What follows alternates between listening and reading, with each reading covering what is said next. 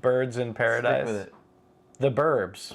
The Burbs of A much Prey. better movie. Let's review The Bird. Bay of Pigs. Birds of Prey. The Vagina Monologues. Welcome to Cinema Gulp. I'm John, and I'm...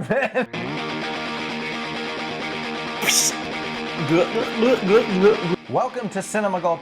This is Ben. This is John. And we just saw the fabulous Bird Flyers, Dick Grayson's family orientation. The Flying Graysons, that's it. I didn't know where you're going with that. Yeah, I didn't either. I didn't really enjoy this movie that much. It was kind of blasé and boring for me.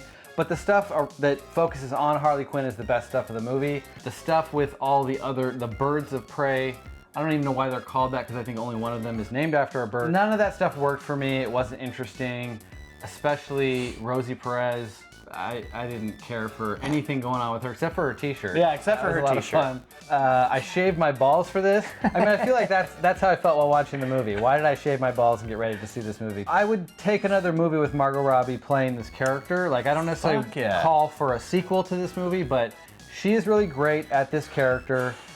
She's really come around. Not that she was ever bad as an actress, but I wasn't sure the trajectory of her career, whether she was going to be a serious actress, and she hasn't really proven that she's like blowing me away in the serious department, but in the fun choices that she's picked along the way, especially these DC movies with playing this character, I've been impressed. She has so much charisma as Harley Quinn. It's literally like DC's Deadpool. Yeah. It really is, except to me, almost less forced. Like, she has more of a natural vibe in the movie. Like, it comes across, even though the situation is just as ludicrous, well, maybe not as ludicrous as a mutant who can't die and gets blown into pieces, but there's similarities in the character and just the nonsensical manner of everything, and then also the language. I was so happy that this movie was R-rated. I don't think I would have even wanted to see it if it wasn't. No, that helped the decision to even go see this and review this. But, yeah, and it pays off a little bit. To counter you on Rosie Perez, I just like seeing Rosie Perez. I don't know why. Like, I think it's her voice. Really? Yeah. Oh, Billy is so stupid. Why don't you just give her all the money? I do feel that the Birds of Prey, your Black Canary, your Huntress, your Detective Monroe, were kind of thrown to the wayside a little bit. I'd say Canary has a nice little, almost Pulp Fiction-y pocket in this movie where it kind of cuts to her story and then it turns into her movie for a little bit. And then it goes back and then it kind of catches itself up, which was kind of crafty. I didn't really pick up on the Pulp Fiction thing, but now that you say it, it makes sense. That's kind of a cool way. It's a little non-linear storytelling there. Yeah, I mean, the whole movie has a lot of non-linear storytelling. Huntress. Mary Elizabeth Master Antonio. It was kind of interesting to see once they finally let her do something in the movie, like she was just this awkward character. I love that decision. Because that's who she kind of has been in other movies, so seeing kind of her actual style come through, kind of her comedic style come through, worked for me, but there was so little of it. Yeah. So little of her. When you find out she's not like stoic and stuff, and you find out she's unsure of herself and dorky, I wanted more of that. She could have been a really great character in more of the movie, but we got more of Black Canary, and she's a beautiful actress.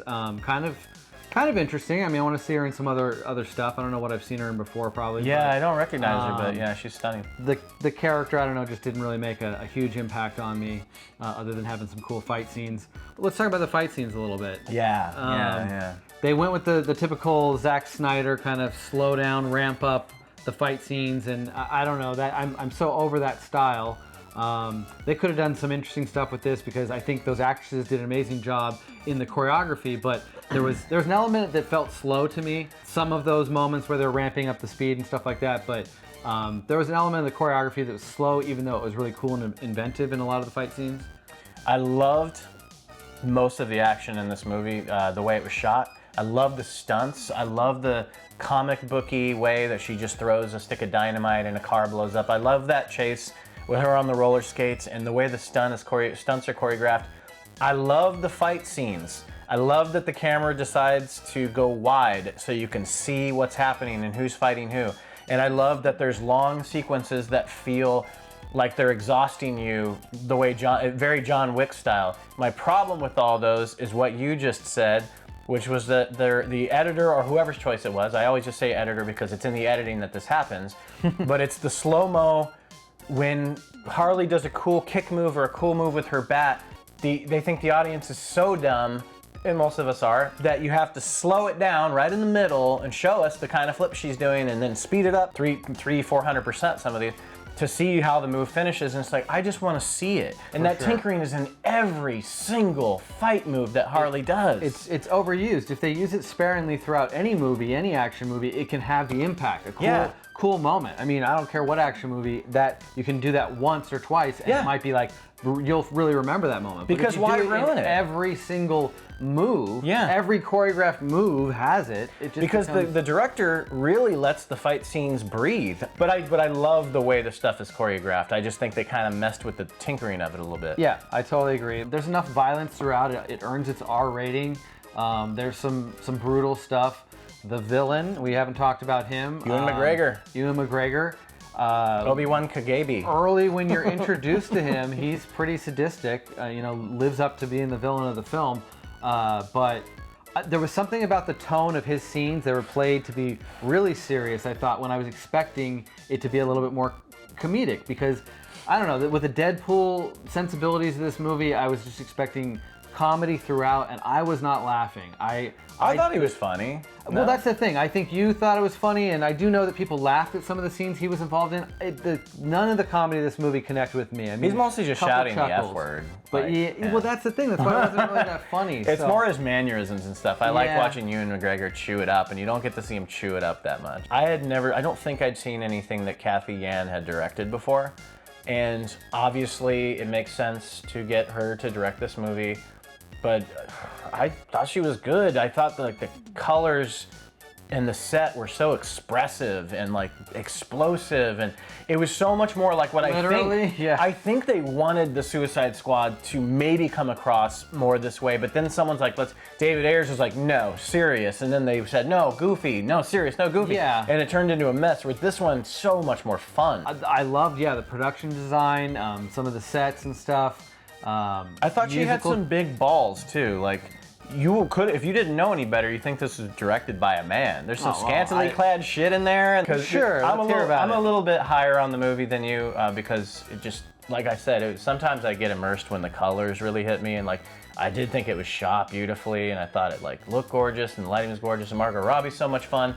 And there's a lot of like stuff in this playground you can still do. Like there's these nice little peppered references that never allude to anything big, like even like the callback to Suicide Squad and the mention of Bruce Wayne. There's just little things that you can do that you don't have to do anything with, but I like that there's a sandbox and stuff like that. The decision to make the film primarily narration driven, I get that. I think Deadpool there's a lot of comparisons to this in Deadpool. I think there was a lot of that in Deadpool, but it tells me as the viewer that I'm too stupid to kind of follow the plot. I get that it's done this way mostly to give it that comic booky, cartoonish feel, but it happens so often that I feel like it invades scenes several times. But they do that all throughout. That's why the editing and the storytelling feels very choppy to me, I think. I agree with that. It's always kind of breaking at the wrong moment. Like it's spastic with its storytelling, and it didn't need to be. The main plot about chasing down some diamond and this little girl, as you put it, what is the basic plot? Well, the plot of this movie is a bunch of thugs who are waiting for an Asian girl to take a shit.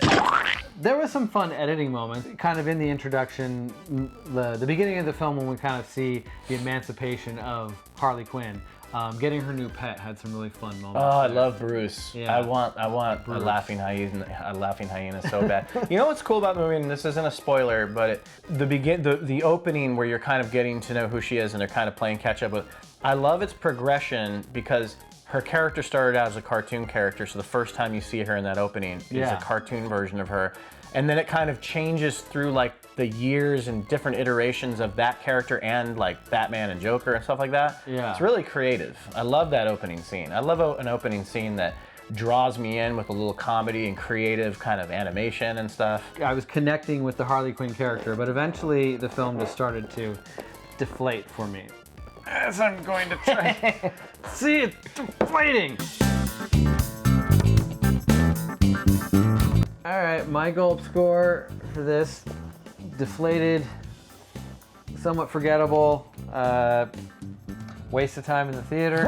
Oh, so mean. I mean, wouldn't really want to watch this again. I really like Margot Robbie as the character. She puts a lot more into it than I think it needs.